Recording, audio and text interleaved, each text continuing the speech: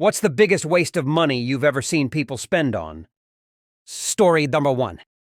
When I was little, my uncle died. It was the hospital's fault, and my aunt sued them.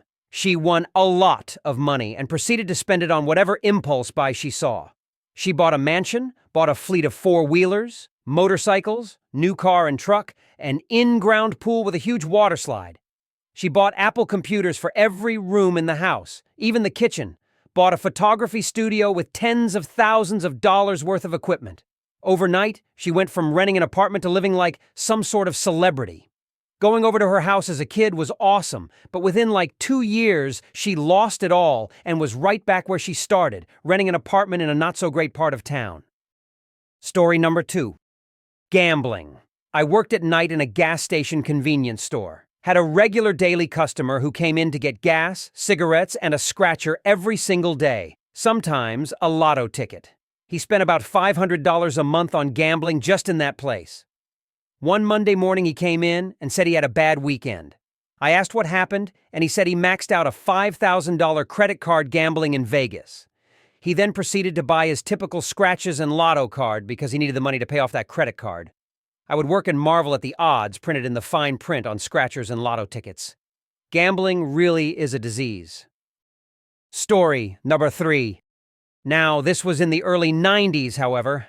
I used to work for a small office supply store part-time in high school. I was responsible for the pen section, mainly because I had this fascination that a pen could cost more than $1. We sold a lot of pens. Mont Blanc the most, but Waterman, Parker, Cross, Pelican, etc. Surprisingly sold a lot of fountain pens. Most of these had really good warranties. But even when one broke, the person would just buy another one because they didn't want to wait the week or two it would have taken to get fixed. The most expensive pen I've held was about $300 back then. It was a Waterman olive wood with gold trim. The most expensive pen I knew about, again back then, was a Mont Blanc all-gold fountain pen. It was the size of a small cigar. The price was based off of the market value of gold, and they wouldn't ship one unless they had proof of payment first. When I called one day just to inquire about the current price, it was over $9,000. Crazy for a pen. Story number 4. Anything Gucci, Prada, etc. complain about having no money because they are Gucci poor. Can't buy a house because I can't afford the DP, but quick to rock the Gucci belt or some Gucci pants or Jimmy Choos, but borrowing money to buy food. Can't be mad at the capitalistic society, but man, people spend money to keep up with the Joneses, but have no true assets. Story number 5.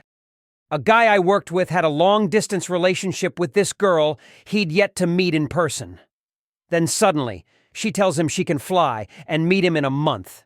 At the time, he lived in the basement of his folks' place. Not something he had declared earlier in their chats. In a panic, he got a new apartment. Then he went to one of those furniture rental places and rented an entire apartment's worth of furniture. Couch, tables, diner set, bedroom suite, TV, etc. The whole apartment was rental furniture, which, if you don't know, gets expensive really quickly. So after all this, the girl finally shows up. They go to his apartment, and that's when she tells him that they should break up. She didn't want to do it over text, and without meeting him at least once. She thought it wouldn't be fair to him. She stayed one night and got on the plane the next day. Apparently, her stop in our city was just an extended layover as she was heading to Europe to tour with friends. She slept in the rental bed and he slept on the rental couch. Then next day, he drove her to the airport in his rental car.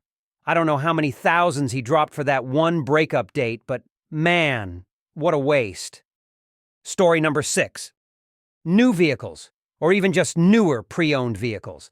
There are so many people cruising around in $80,000 Ram pickups in my town. I know people with $900 plus per month vehicle payments. Even if a person can afford it, I find it to be an insane waste of money.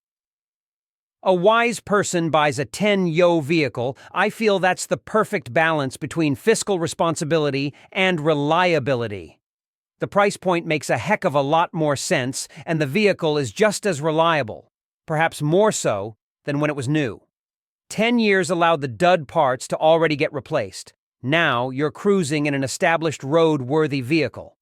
Generally speaking anyway, obviously people still need to inspect vehicles before buying. But the idea of someone walking onto a car lot and being like, "How much is that new Ram?" $97,000. Oh, gee, that's quite a bit. Component placement. Well, it's the TRX. People call it a T-Rex. That's cool, raw T-Rex. Nice, I'll take it. It literally blows my mind. Thanks for watching, everyone. If you enjoyed these crazy stories, don't forget to hit that subscribe button and share with your friends. Got a story of your own? Drop it in the comments below. We'd love to hear it. Until next time, stay curious and keep exploring those Reddit threads. See you soon.